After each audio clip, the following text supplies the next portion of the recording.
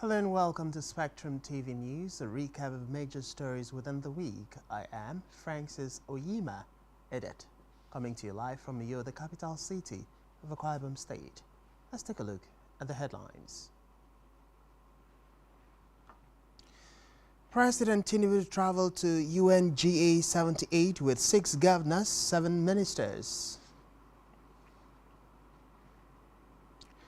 Federal government reviews financial management policies, promises transparency.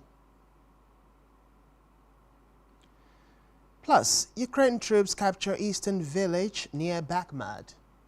We will bring you details of these stories and more in a moment.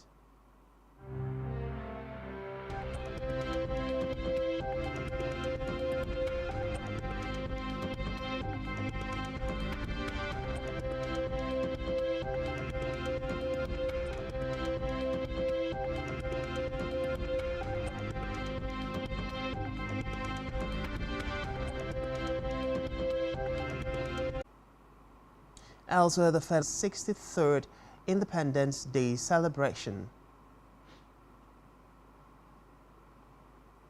The committee is headed by the Secretary to the Government of the Federation, Judge Akume.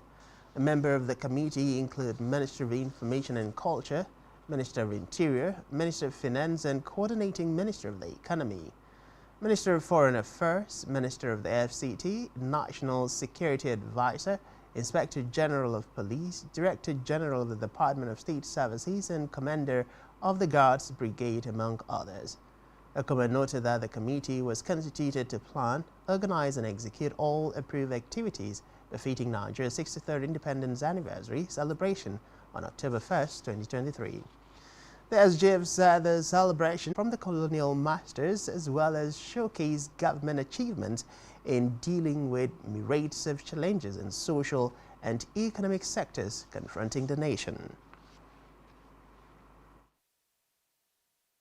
The proposed activities for the celebration would be subject to finalization by the Interministerial Committee. We don't have time. But what is on our side is the quality of the resource persons we have.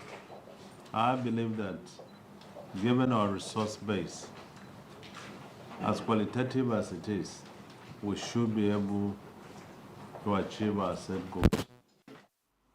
In the meantime, the Federal Minister of Women Affairs has promised to upgrade the garment factory at the Mariam Babangida National Center for Women Development. The Minister of Women Affairs, Uju Kennedy, University, the Government Science and Technical College in Abuja.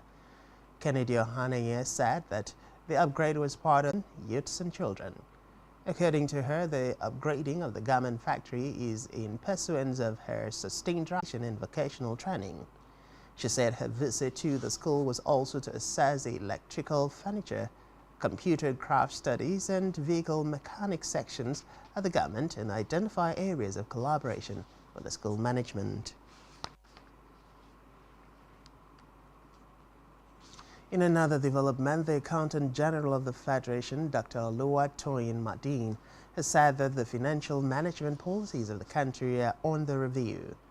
According to a statement by the Director of Press for the Office of the Accountant General of the Federation, Bawa Mokwa Madin, reaffirmed her commitment to upholding and promoting prudence, transparency and accountability in government financial transactions.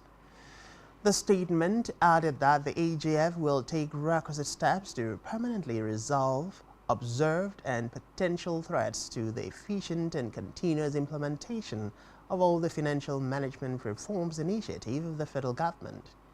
She explained that since assumption of office, she had undertaken reforms and would leverage on the outcome of the review to inject new ideas and strategies into the project so that the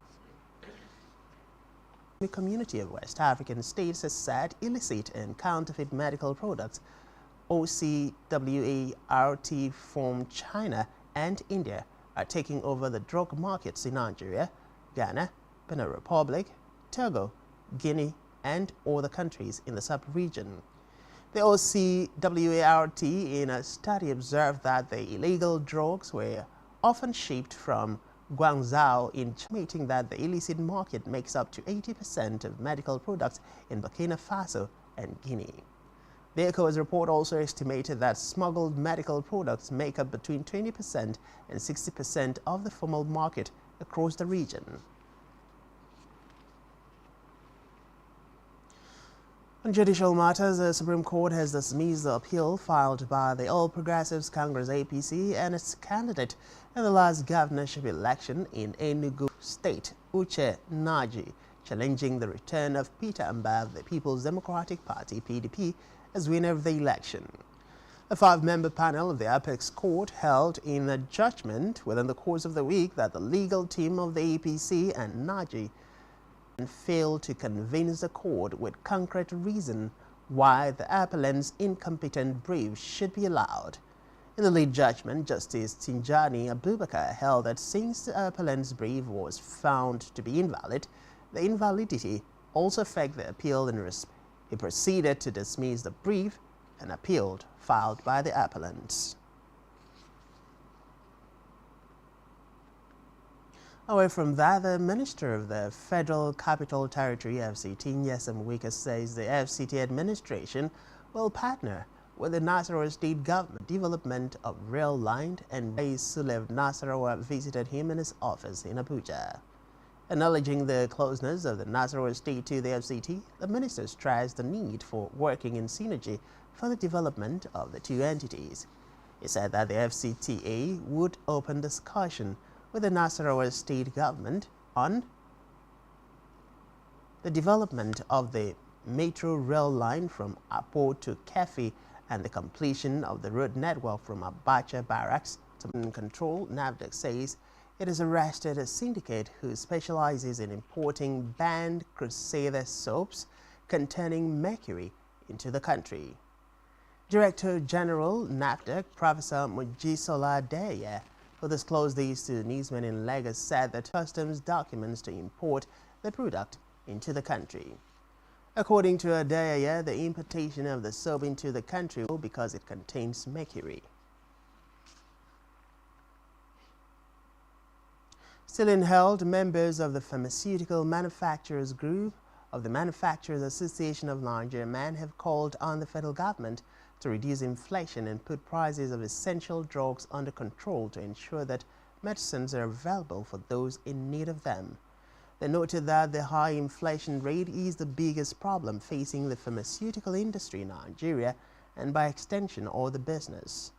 The Chief Executive Officer, Mopson Pharmaceutical, Dr. Michael Paul, said the country's pharmaceutical industry is not isolated from what is happening in the other sectors of the economy.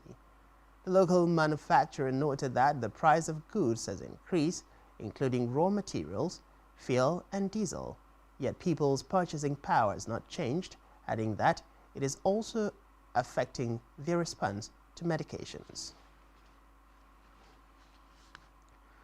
To sports now, where the national under-18 women's had their Algerian opponents 28-18 in the first game in Monastir, Tunisia, at the ongoing Africa Women's Youth Handball